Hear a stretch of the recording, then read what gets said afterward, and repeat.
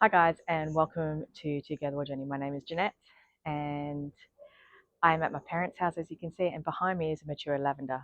So the lavenders that I have at my property have all been the little babies that these plants have produced that are actually at my property. So I actually paid $0 for my lavender. I just nicked them from here, and the bees are loving them. I don't know if you can see them flying around in the background there. Anyway, in today's episode, I have a fig tree that needs some companion planting, so it needs some mates. So I'm going to literally go through the planning that I did to ensure that I get the right plants for the fig tree and for that area. And secondly, where I got the plants from. So I'm only not going to be spending a lot of money for it. So the majority of the plants that I'm going to be getting is seedlings, and I'm not spending more than this 50. So stay tuned.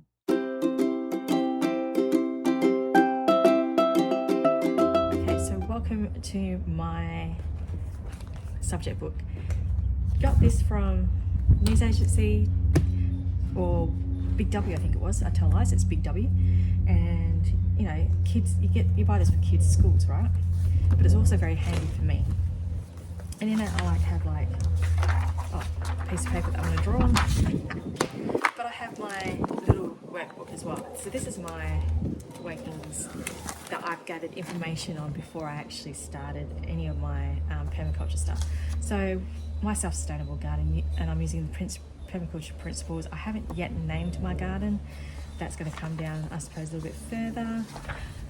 Why am I doing this? And then I love this quote from Bill Mollison: design a garden that improves on nature itself. So I have, so this is my why I want to do this. And this is what's going to keep me going out into my garden and loving it. So even though I want a self-sustainable garden, I still want to bring in a lot of other elements that I'm going to enjoy it.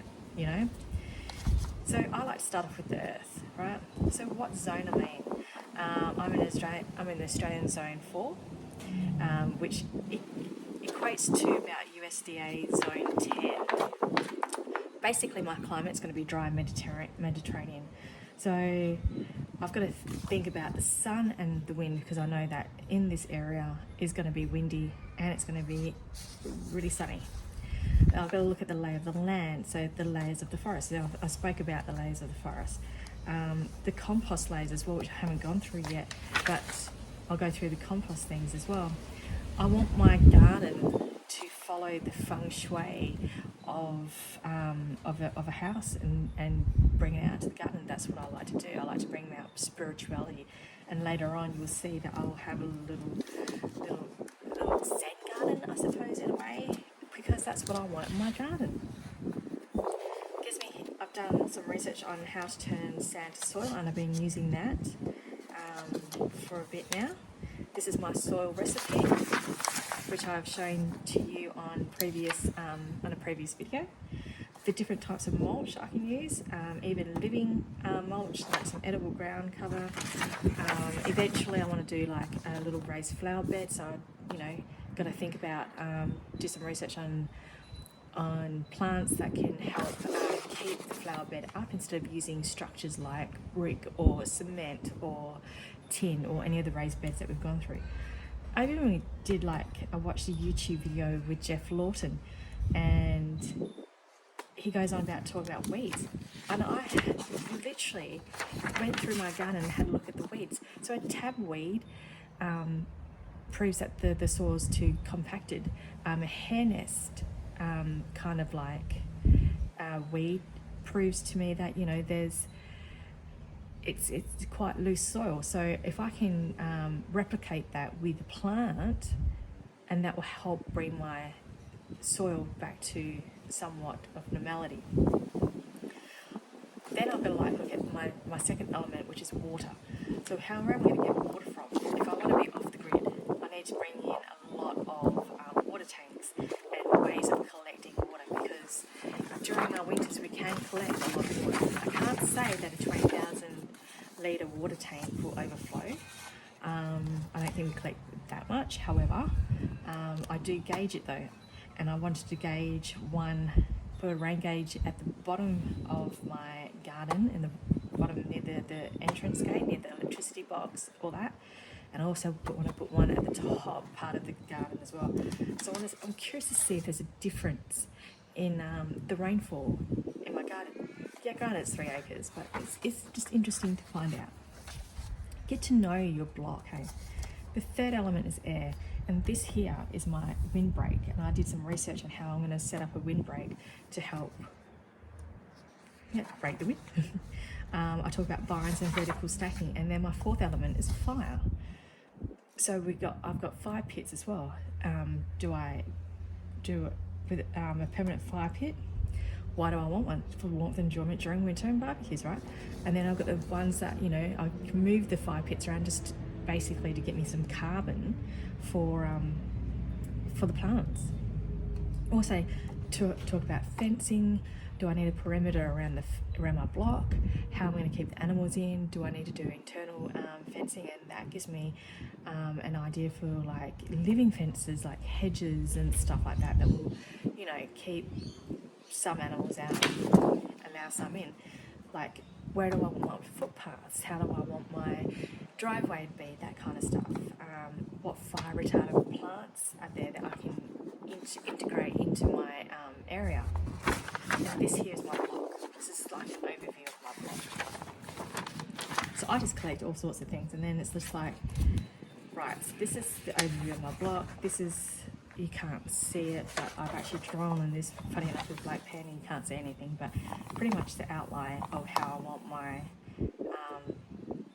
my garden, how I'm going to incorporate the 20% heath, which I'm going to leave around the edges here, the driveway that's going to go through my house, that's going to go here, and then zone 1, which I want a circular kind of pattern, and it's going to be 20 metres away from the house.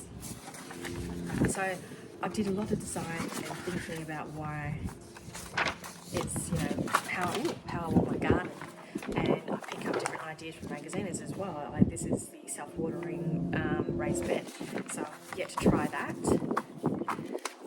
and see how that one goes, especially for my veggie garden. There's a lot of plants there like water loving, so I keep all that there, and then I keep in this little book is this is the plan, an overview of pretty much how my house is going to look like. I am no artist, I don't claim to be an artist, but these are my zones pretty much mapped out in a large scale. So I'm going to have 20 metres, which is my zone 1, which is going to be like the veggie garden and anything that's, close to the house. This black one is going to be my driveway. Here is where I want my labyrinth.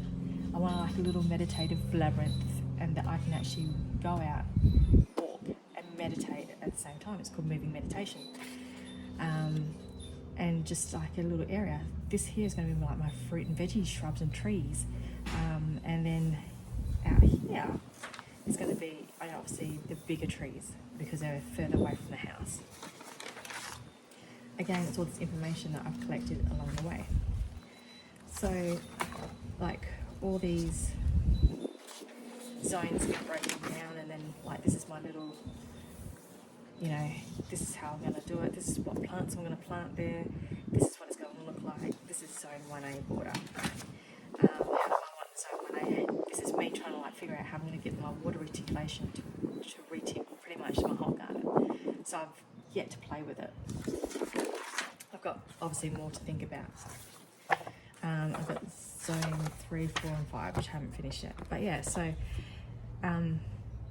these are all the information I keep in here, so I can always refer back to it. So with all that information that I've just gathered as well, it will help me decide what I want for my fig tree. So let's say my fig tree it's only a young sapling, so it's probably maybe like this at the moment with a couple of branches. So this we're going to call, and we'll just put like, I don't know, like I said, I'm not a drawing person. So let's put down, fig tree.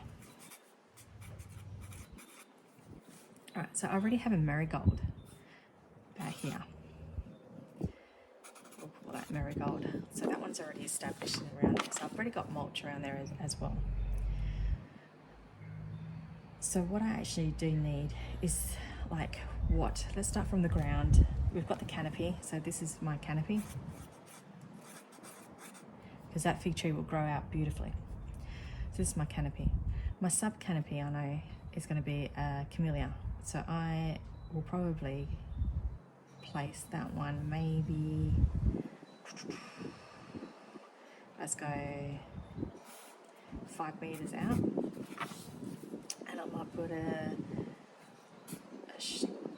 like small tree, like, and I'm going to put that one as sub canopy, and that's going to be my camellia. It's a lovely bush, and it will also provide a windbreak. So we've got canopy, sub canopy.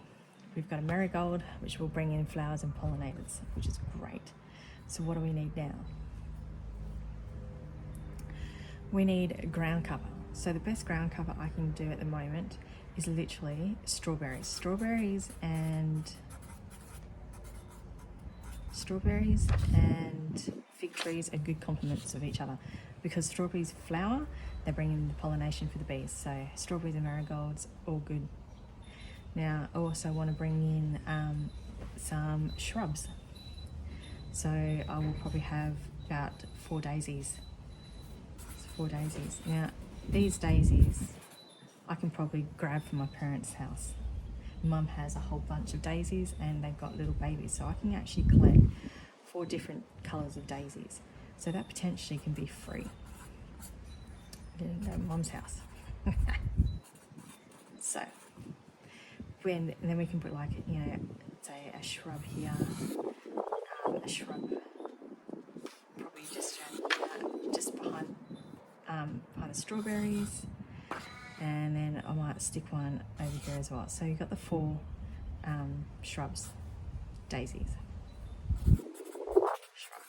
So we've got the ground cover, and then we need vines. So for more with vines, it's great because you can either do vertical or horizontal. So let's do vertical, and I want to use butternut pumpkin because I like butternut pumpkin. So I'm going to use butternut pumpkin. I'm going to use 2 plants, and that's going to be the rest of that ground cover as well. Alright, and if it chooses to crawl up the fig tree when they grow, perfect. Around here, I'm going to put a succulent. Around here, I'm going to put a succulent, because succulents are also a good ground cover. It's a good shrub. They don't need to worry about water too much, and we're good. So what's left? So we've got canopy, sub-canopy, we've got shrubs, we've got ground cover, we've got vines, we've got herb. We can be happy to put a herb basically here. I like clary sage. Sage is supposed to be good for fig trees as well, and any fruit trees. So I like clary sage, so I might get another clary sage and stick that there. And then, so that's herb. And then I also would like, to be honest with you, is a bulb. So we need a root side of things, and I love lilies. So hopefully I can find myself a lily. So I'm going to find a root thing, and I might just stick that one here. To be fair, we'll go lily or bulb, whichever I can actually find. And yeah, so there you go. You got your 7, 1, 2, 3, 4, 5, 6, 7 layers of a forest in a small area, ready to rock and roll. I could do with probably another sub canopy here, but for now this will do, because I'm unable to get water coming in from this direction, but I can get water going in this direction. So let's not get too crazy on this area here at this stage, and we can always then spread it out later. So you're looking at, see if this is 5 meters away from the fig tree, roughly 5 meters. These were all going to be between 1 to 5 to place all these other ones around. So we don't want to suffocate the fig tree either, but we also want to be able to give it some companion plants so that it won't feel so lonely. And that's pretty much how my plan's going to go. And I'll take this mat with me to whichever shops I go to, probably Swap Meet, Markets and Bunnings. Take this with me, and I'll also take this up to my block to be able to use it as a plan of where I'm going to place my plants for this fig tree. So I hope you found today's video informative. If you did, give it a thumbs up and subscribe to my channel. Stay tuned for the next episode of where I actually go shopping and get some plants for under 50. See you shortly.